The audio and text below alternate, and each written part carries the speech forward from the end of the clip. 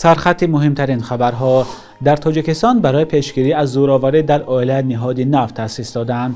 حکومت لایحه کدکس اطلاعات را نپذیرفت و دادن کارت سبز آمریکا برای بعضی نفران قطع گردیده است.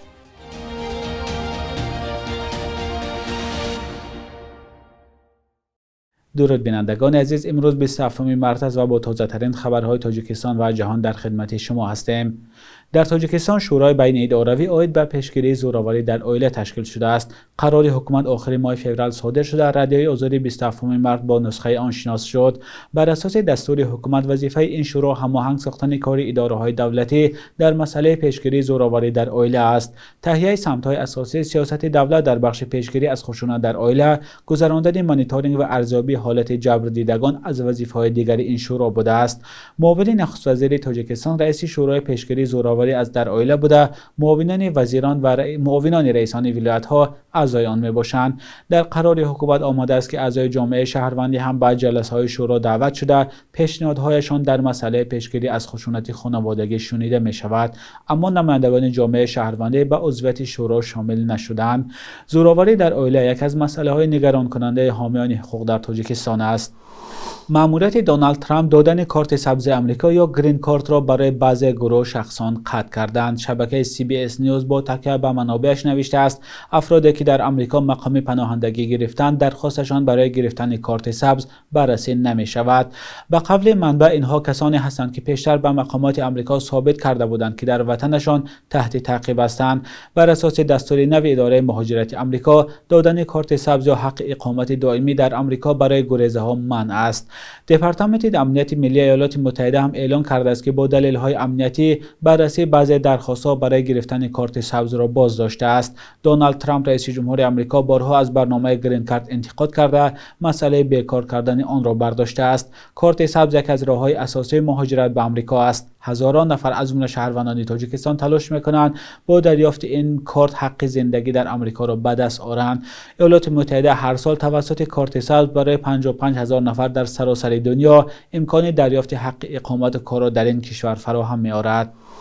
حکومت تاجیکستان لایحه کدکس اطلاعات را که از سوی جامعه شهروندی و مجلس نمایندگان تهیه شده بود رد کرده است. شورای مجلس نمایندگان ماه سپتامبر سال گذشته این سند را برای دادن خلاصه به حکومت پیشنهاد کرده بود، اما در خلاصه حکومت آمده است که لایحه کدکس اطلاعات با متحد کردن 4 قانون عمل کننده در شکل کاستد، ناپره و به تنظیم مسائل مهم ساحه تهیه گردیده در شکل پیشنهاد گردیده قابل قبول نمی باشد. نظر مؤلفان این لایحه فعلا معلوم نیست. کدکس اطلاعات که قرار بود همه معیارهای قانونگذاری تاجیکستان را در بخش وسایل اخباری عامه فرا گیرد، از سوی نمایندگان جامعه شهروندی، پارلمان و یک نماینده وزارت عدلیه تهیه شده بود. در خلاصه حکومت بدون ذکر بندی مشخص آمده است که در لایحه کدکس اطلاعات نه همه مسائل وابسته به سمت وسایل اخباری عامه تنظیم خود را یافتند.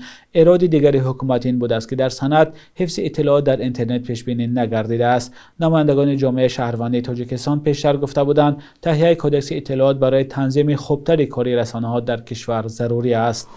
جاری کردن برنامه اخوانش به خصوص پولکی بودن این برنامه ناراضگی بعضی والدین خوانندگان را در ولایت ختلان به میان آورده است. والدین میگویند که برای هر خواننده 150 سومانی طلب دارند. مقامات پولکی بودن این برنامه را در ختلان تصدیق کرده گفتند منبع‌های دیگری مبلغ گذاری را جستجو دارند. تفصیلات در گزارش ارشاد سلیمانی و برات یوسفی.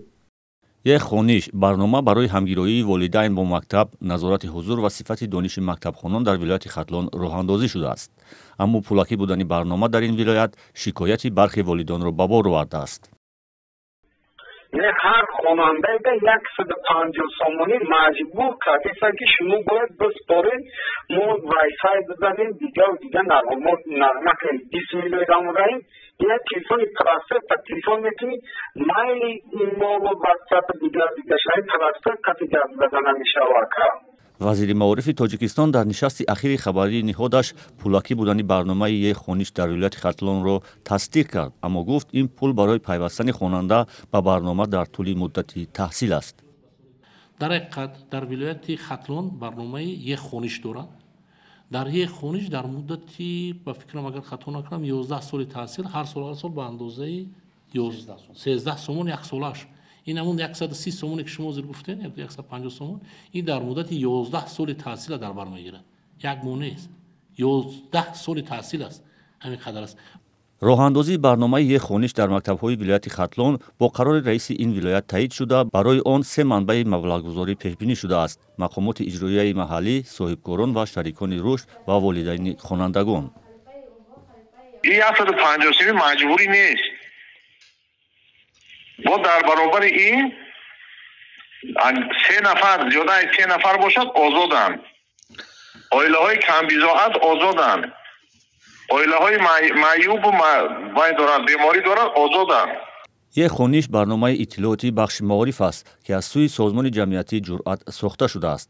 дар ин барнома ҷадвали дарсии электронии хонанда, хабарнома аз омӯзгор, рӯзномаи электронии хонанда, мавзӯи дарс, вазифаи хонагӣ, баҳоҳо, ҳузури хонанда, пешрафти хонанда аз рӯи фанҳо, муқоисаи хонандагон дар синф, муқоисаи хонандагон дар мактаб ва маълумоти дигари барои мактаб ва падару модар ҷолиб ҳамарӯза ҷой дода мешавад ва барнома ба таври бархат кор мекунад. волидон ба василаи гузарвожа ба ин барнома васл мешаванд ва имкони назорати фосилавии фарзандони худро доранд. аз ҷумла ҳар вақт ки мактабхон ба мактаб ворид шуд, барнома ба таври худкор ба падару модар паёмак мефиристад, ки фарзанди шумо вориди мактаб шуд ё аз мактаб ҷавоб шуд. дар мактабҳои шаҳри Душанбе ин барнома бо номи Едониш чандин сол аст ки роҳандозӣ шудааст. بینندگان عزیز، آیا در جای زیست شما هم برای برنامه ای خوانش از خوانندگان مبلغ طلب میکنند؟ لطفاً نظرتان را در زیر برنامه نویسید.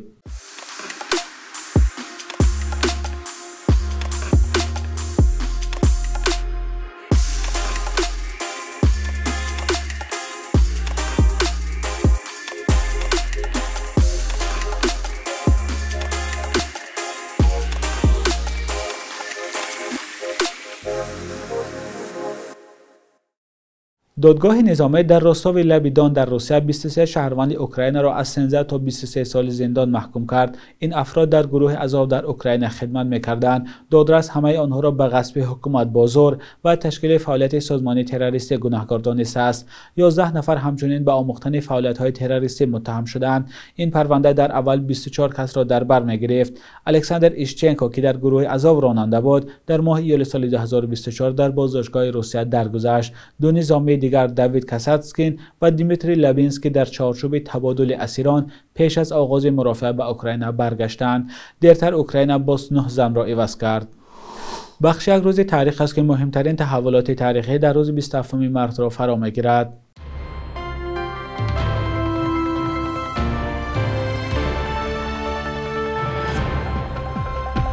пажӯҳишгоҳи байналмилалии театр соли 1961 рӯзи 27 мартро рӯзи ҷаҳонии театр эълон кард. паёми асосии ташаббускорон таблиғи нақши театр ва фарҳанг дар пойдории сулҳ мебошад.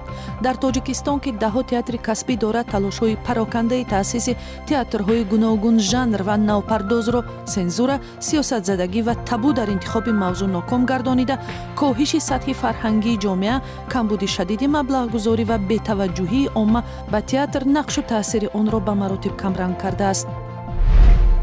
27 марти соли 2007 эмомалӣ раҳмон раис ҷумҳури тоҷикистон пас аз чанд рӯзи бардоштани пасванди ови славянӣ аз насабаш ба шӯъбаҳои шаҳодатномадиҳии кишвар дастур дод, то минбаъд онҳо тифлони навзодро танҳо бо насабҳои форсӣ асл ба қайд бигиранд. бар асоси ин дастур мақомоти кумитаи забони тоҷикистон феҳристи номҳои миллиро тартиб доданд ки интихоби исми навзодон дар доираи ҳамин рӯйхат маҳдуд мешавад. бархе гурӯҳҳо дар тоҷикистон бо ҷорӣ шудани чунин маҳдудият норозӣ шуданд, чун ба андешаи онҳо интихоби озоди исми шахс ҳаққи хусусии шаҳрвандон буда мутобиқ ба завқу салиқа сурат мегирад. сар аз 27 марти соли 2019 дар тоҷикистон бо қарори хадамоти зидди инҳисорӣ нархи интернет дубаробар боло бурда шуд ва мавриди норизоят ва баҳси ҳама аъзои ҷомеа гардид. мунаққидон гуфтанд, мухобирот ва интернет аз соҳаҳои сердаромад ва серистеъмол дар аҳолӣ мебошанд ва мақомот бидуни назардошти даромад ва имкониятҳои молии аҳолие ки на камтар аз 30% зери хати фақр ба сар мебарад, ба ин кор розӣ шуданд. شبانه روز اخیر قرب روبل روسی و هم دلار آمریکایی در بانک‌های تجارتی تاجیکستان بی تغییر بود. صبح امروز در بانک‌های تجارتی کشور 1000 روبل روسی تا 129 سومان ارزش دارد. 100 دلار آمریکایی باشد به 1085 سومان برابر است. قرب رسمی بانک ملی تاجیکستان برای امروز چنین تعیین شده است.